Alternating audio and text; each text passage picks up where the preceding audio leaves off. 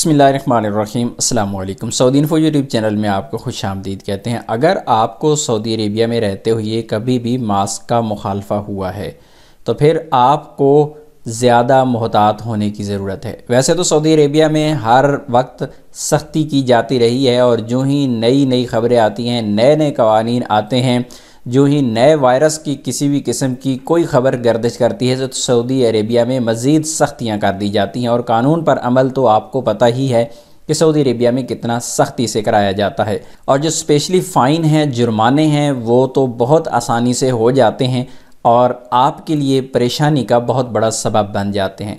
यहाँ पर मिनिस्ट्री की जानिब से एक वार्निंग जारी की गई है कि अगर आप वायलेटर हैं, अगर आप मास्क इस्तेमाल नहीं करते तो ऐसी सूरत में आपको 1 लाख रियाल तक का जुर्माना हो सकता है। लेकिन वो कैसे?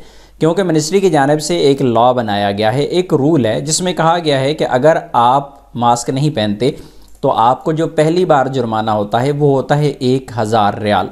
लेकिन अगर आप यही खिलाफ वर्जी दोबारा करते हैं तो फिर वो जुर्माना आपका डबल हो जाता है।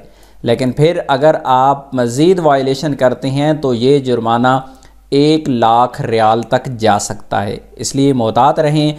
वैसे भी 1000 रियाल कोई छोटी अमाउंट नहीं है, लेकिन अगर आपको एक बार मुखालफा हो चुका है तो दोबारा आप फुली एहतियात करें। ऐसा ना हो कि यही जुर्माने बढ़ते बढ़ते 1 लाख रियाल तक भी जा सकते हैं। अपनी दुआओं में याद रखिएगा। अस्सलामु अलैकुम।